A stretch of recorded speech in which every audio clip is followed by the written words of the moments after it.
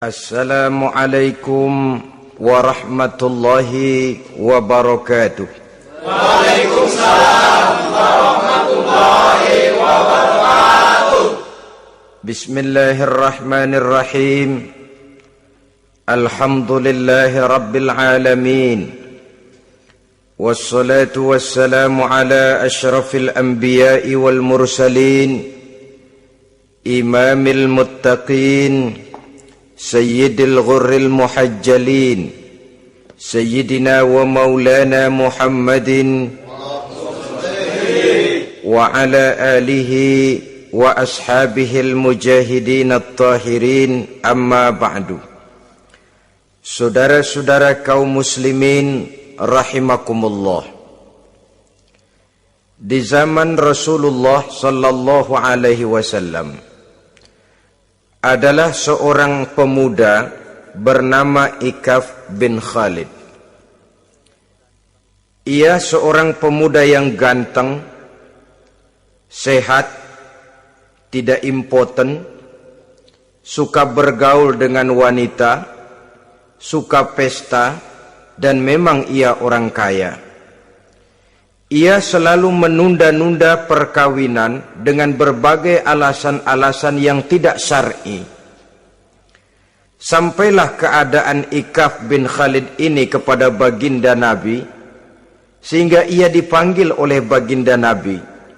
Setelah sampai, ditanyalah Ikaf bin Khalid ini, "Hai Ikaf, saya ya Rasulullah. Kau sudah punya istri?" "Belum ya Rasulullah." "Juga tidak punya budak sahaya?" "Tidak ya Rasulullah." "Dan badanmu sehat?" "Sehat ya Rasulullah." "Kalau demikian," kata Rasul, "kau ini teman setan. Ada dua pilihan Ikaf. Engkau menjadi Nasrani dalam arti meninggalkan hidup perkawinan, atau kalau kau mau ikut golongan kami, kau harus mengikuti tata cara kehidupan kami, dan salah satu tata cara kehidupan kami ialah melaksanakan perkawinan." Yang kemudian Ikaf bin Khalid ini oleh baginda Rasul dicarikan seorang gadis bernama Karimah binti Kulsum al-Humairi, dan kawinlah Ikaf bin Khalid ini.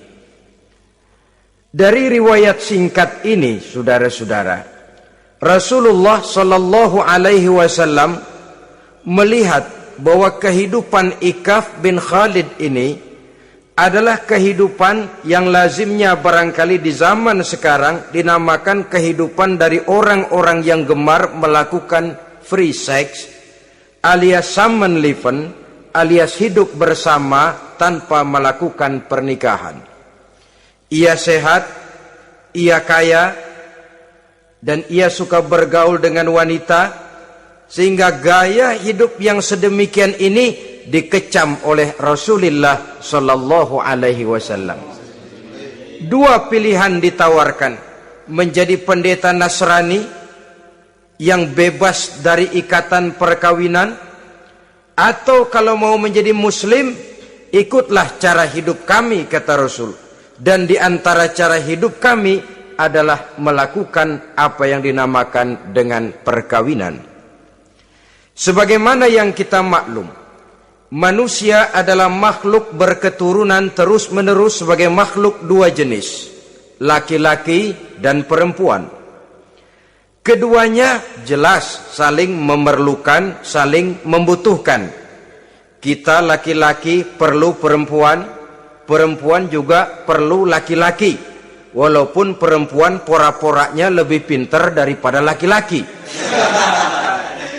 Biasanya laki-laki kalau sudah jatuh cinta paling kurang se-RW tahu itu. Sana bicara, kemari bicara.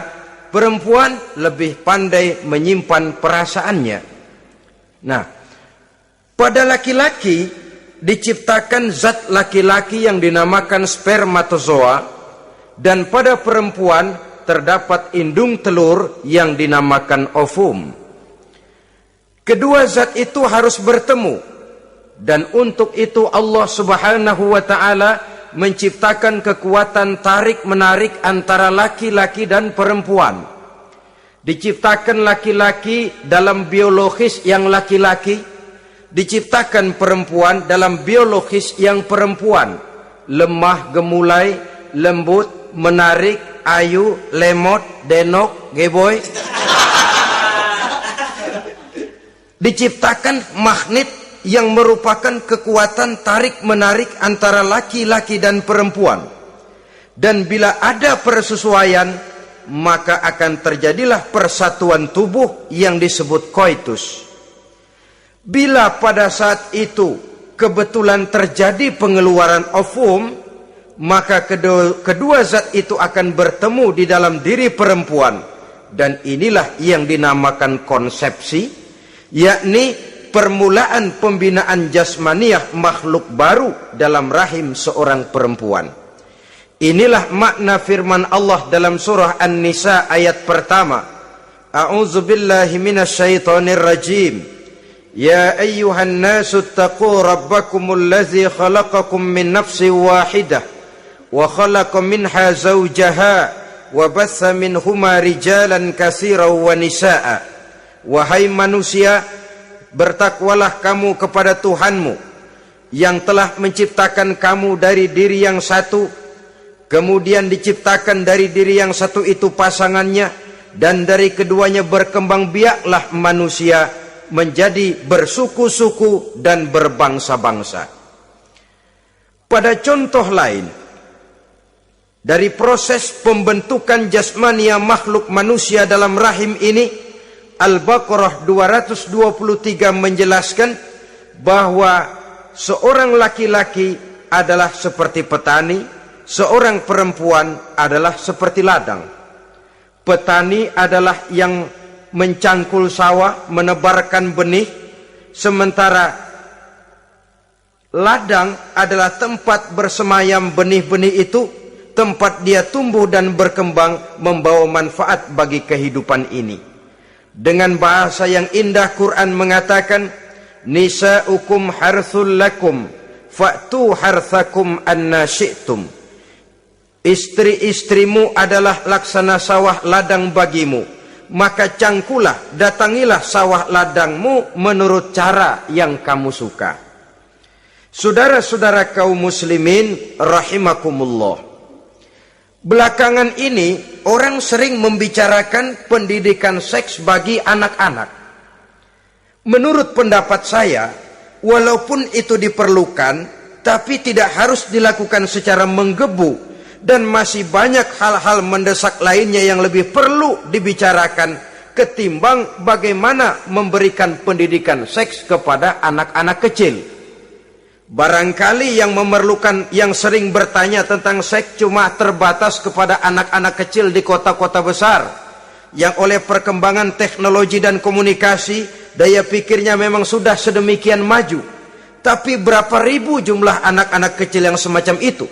Selebihnya puluhan juta anak-anak kecil yang tinggal di daerah-daerah terpencil, di provinsi-provinsi lain, di luar keramaian, yang sama sekali belum perlu untuk hal-hal yang semacam itu. Haruskah cuma untuk membela yang 1.000 atau 2.000 orang ini saja, lalu kita mengabaikan yang puluhan juta adanya? Kita masih harus membicarakan bagaimana kurikulum pendidikan yang mapan. Kita harus membicarakan bagaimana sistem pendidikan yang memadai. Saudara-saudara, Quran sendiri harus kita katakan berbicara soal seks, tapi gaya bahasanya sopan. Ajaran yang terkandung di dalamnya luhur, tidak terbuka belak-belakan. Saya khawatir disalahgunakan nantinya. Maklum ya, yang namanya anak-anak, sifat yang menonjol pada dirinya itu adalah hubbut taklid, senang meniru. Apa yang dia lihat, apa yang dia baca, apa yang dia tonton, biasanya ingin dia terjemahkan dalam kehidupannya. Kadang-kadang kalau habis baca komik Superman, dia kepengen jadi Superman. Itu anak kecil. Habis baca buku Si Buta dari Gua Hantu misalnya, pengen jadi si buta dari gua hantu, nyari kayu bikin tongkat. Biasa, itu watak yang namanya hubbut taklid. Sekarang kalau kepada anak-anak semacam itu sudah diberikan pendidikan seks, saya khawatir. Kadang-kadang tidak dididik saja sudah lancar kok. Apalagi kalau sampai dilakukan pendidikan, khawatir disalahgunakan.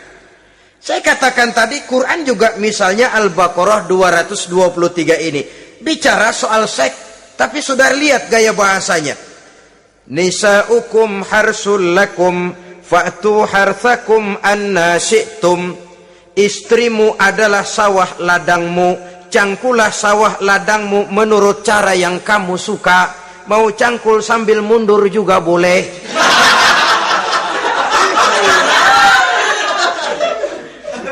Teknik mencangkul terserah kita, asal yang dicangkul sawah ladang sendiri. Jangan sawah ladang orang lain dipaculin, marah yang punya. Kita lihat di sini betapa dalam gaya bahasa yang sopan Al-Quran berbicara soal ini. Saudara-saudara kaum muslimin rahimakumullah, kesenangan melakukan hubungan seksual digerakkan oleh satu energi, oleh satu kekuatan dalam diri manusia yang dinamakan insting seksual atau libido. Dan libido merupakan energi yang terbesar dalam tubuh manusia. Ini harus disalurkan. Sebab kalau tidak, bahaya. Saudara tahu bahaya itu lebih bahaya dari yang bahaya. Pakai tasdid dia, bahaya. Insting seksual apabila tidak disalurkan bisa menimbulkan berbagai macam gejala-gejala yang bisa mengganggu kesehatan diri atau mengganggu lingkungan. Nah, Islam tahu itu. Islam pun tidak ingin menghilangkan nafsu. Islam memberikan legitimasi penyaluran libido, penyaluran insting seksual melalui pintu yang disebut nikah. Dengan demikian, nikah merupakan pintu legitimasi untuk manusia di dalam ia menyalurkan insting seksualnya atau libidonya atau kecenderungan untuk melakukan hubungan seksual. Tetapi saudara-saudara, oleh karena yang dinamakan nikah tidak cuma berisi hubungan seksual, tapi juga berisi tanggung jawab dan kewajiban, berisi hak dan pengertian, berisi ketenangan dan sebagainya, maka orang pada umumnya biasanya ingin mencari resiko yang lebih ringan. Hubungan seksnya mau, nikahnya ogah. Sebab apa?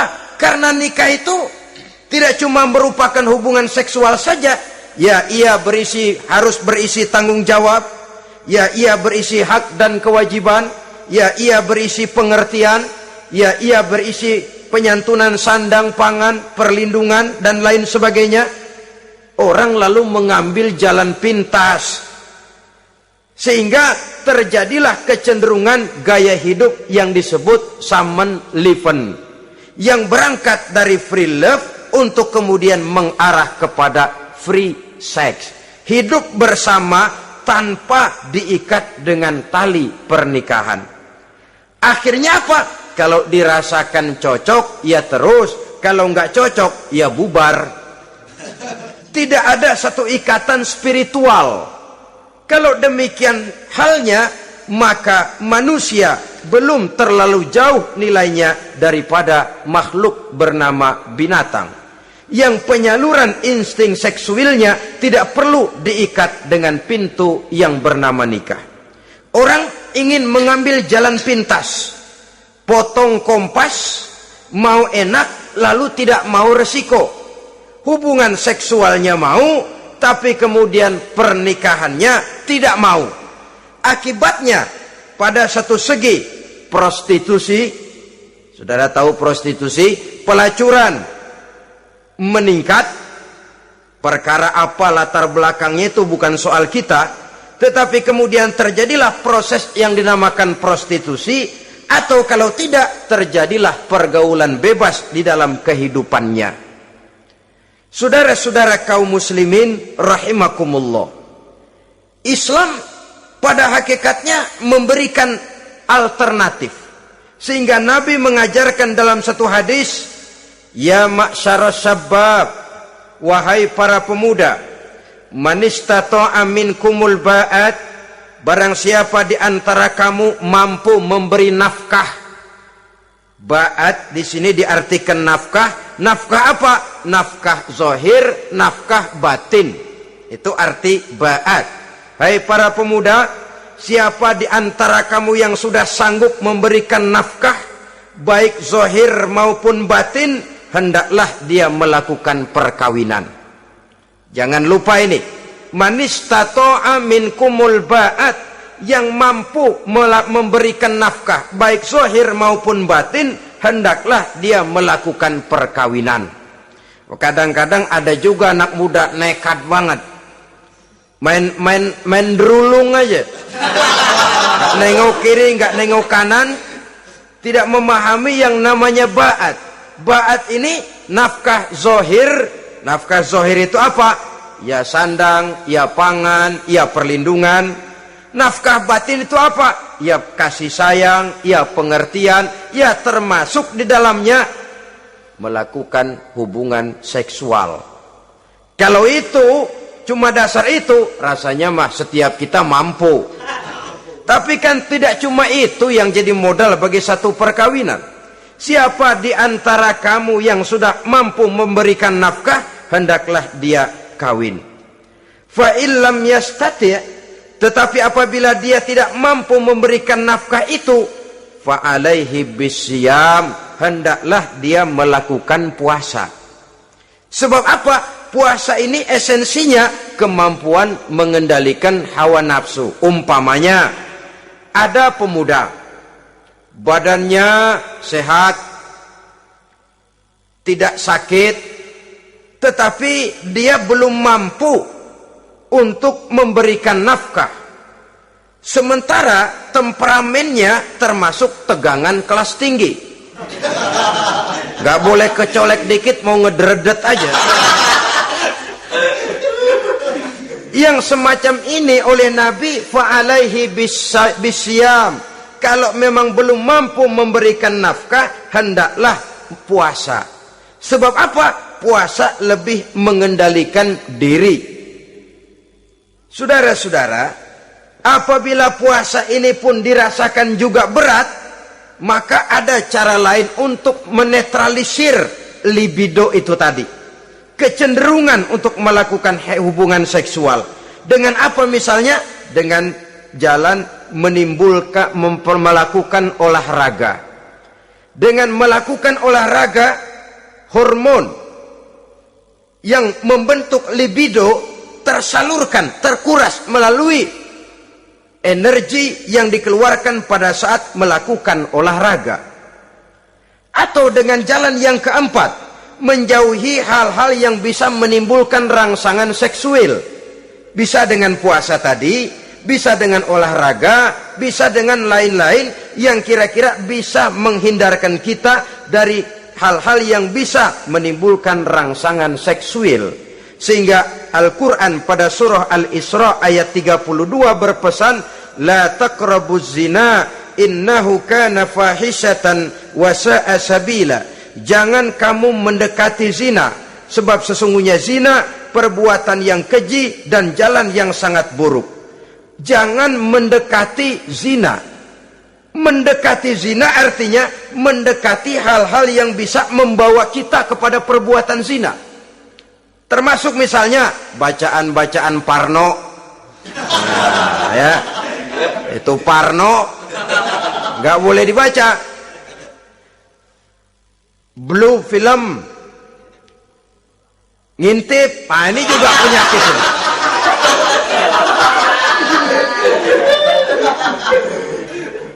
Itu termasuk dalam larangan la taqrabu zina. Jangan kamu mendekati hal-hal yang bisa menyebabkan kamu jatuh kepada zina. Kalau itu didekati, besar kemungkinan kita akan terperosok ke dalamnya. Sehingga pepatah bilang, kalau takut jatuh ke sungai, jangan main di pinggir sungai. Kalau takut ombak, jangan berumah di tepi pantai. Kalau takut jatuh kepada zina, jangan mendekati hal-hal yang bisa membawa kita kepada perzinaan. Nah, saya merasa prihatin bahwa dimanapun di dunia ini, modernisasi, kemajuan sering membawa proses pergeseran nilai. Cepatnya arus komunikasi. Apa yang terjadi di Amerika hari ini bisa kita tahu hari ini. Apa yang terjadi di Eropa hari ini bisa kita saksikan hari ini. Proses komunikasi yang sedemikian canggih membawa dampak proses pergeseran nilai dalam diri dan kehidupan manusia. Akibatnya dia banyak tahu, dia banyak melihat, dia banyak mendengar. Kalau dia tidak punya filter, dia akan mudah terhanyut oleh nilai-nilai yang menggeser dia dari tuntunan ajaran agamanya. Maka dengan demikian saudara-saudara, Islam memberikan legitimasi terhadap penyaluran insting seksual melalui pintu yang disebut nikah. Dan Islam mencela apa yang disebut Samenleven, free love atau free sex alias hidup bersama tanpa melakukan pernikahan. Apa yang akan terjadi dalam kehidupan ini apabila manusia bergaul sebebas-bebasnya tanpa terikat lagi oleh norma dan kaedah kehidupan beragama? Sudah cukup banyak korban bergelimpangan dari arus yang namanya pergaulan bebas dengan dalih new morality, kebudayaan moral baru yang terlepas dari bimbingan kehidupan beragama. Saudara-saudara kaum muslimin rahimakumullah, dulu zaman kakek kita itu kalau pacaran, saudara-saudara, biasanya yang laki di luar, yang perempuan di dalam. Paling-paling pagar dibolongin. Ya, orang dulu itu kan rumahnya pakai pagar toh. Kalau sudah pagar itu bolong, si yang laki masukkan jarinya ke pagar. Nanti dipegang jari itu oleh tangan si perempuan dari dalam. Cuma beradu tangan doang, endahnya bukan main udah.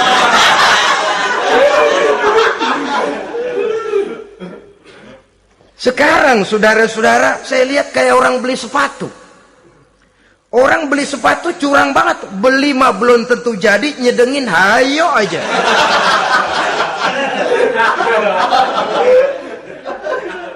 Iyalah, kalau sepatu barangkali disedengin sehingga ada bekasnya. Kalau anak orang disedengin, Allahu Akbar. Ya sedang sih sedang.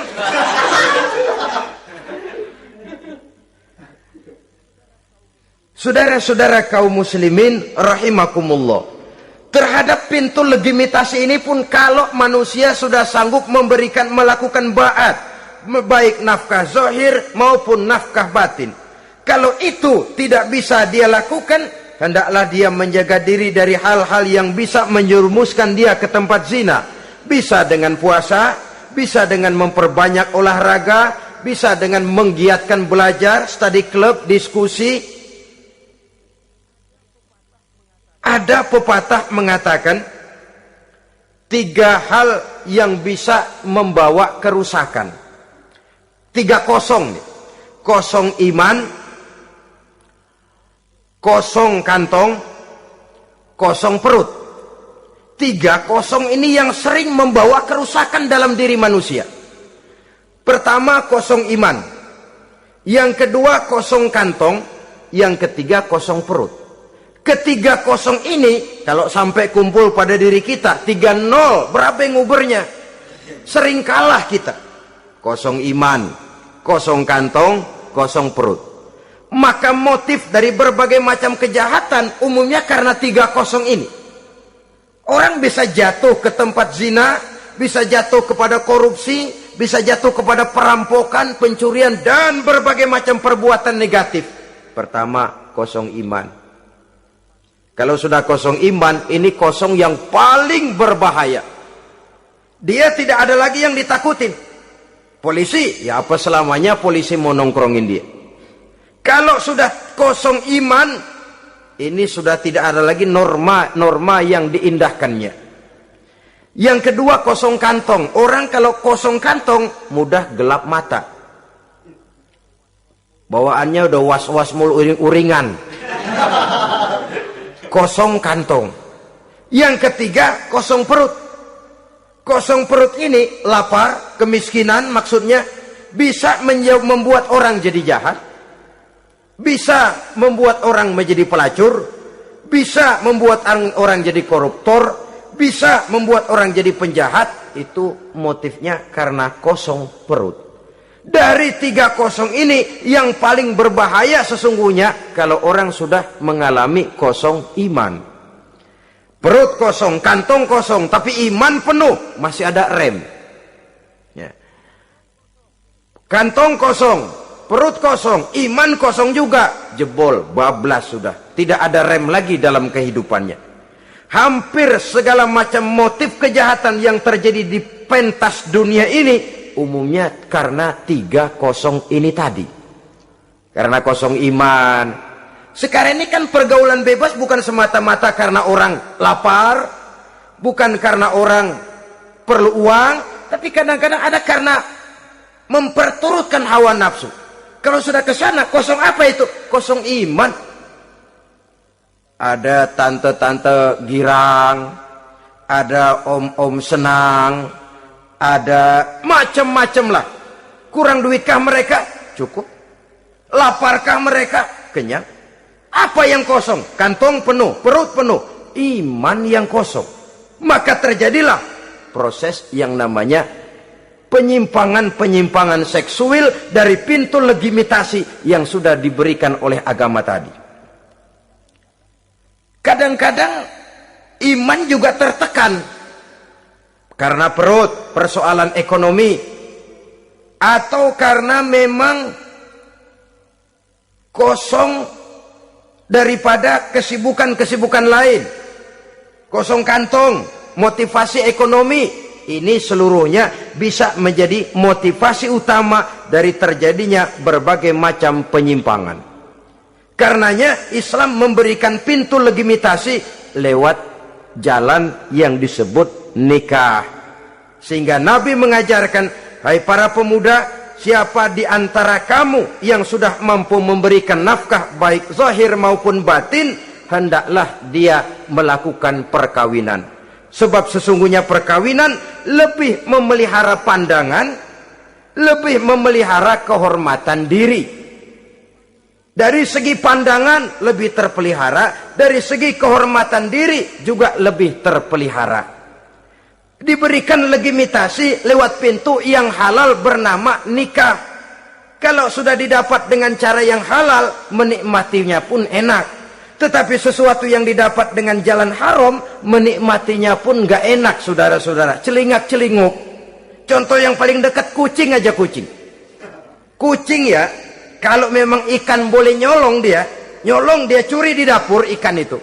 Makannya gak tenang dia. Matanya selata plotot. Ada kaleng jatuh, lari kencang bener dia. Rupanya kucing sendiri tahu kalau yang dia makan itu barang curian. Tapi kalau ikan kita yang kasih tuh ikan, kucing geledek bunyi, anteng aja dia. Kenapa? Dia tahu benar ikan yang dia makan itu ikan yang didapat dari pemberian orang, resmi, formal, sah. Begitu juga hubungan seksual ini. Kalau resmi diikat dengan tali pernikahan, orang tenang-tenang saja. Tenang, aman, ayem, tentram. Tapi kalau yang nyolong-nyolong, lihatin dah. Segera dibopun pisang. Mana nyamuk gede-gede banget. Gerusak, gerusuk. Hansip lewat kabur dia. Padahal Hansip mah lagi ronda. Tapi ada semacam perasaan bahwa ini belum waktunya. itu yang tidak bisa mendatangkan ketenangan dalam menikmati hubungan seksual itu tadi.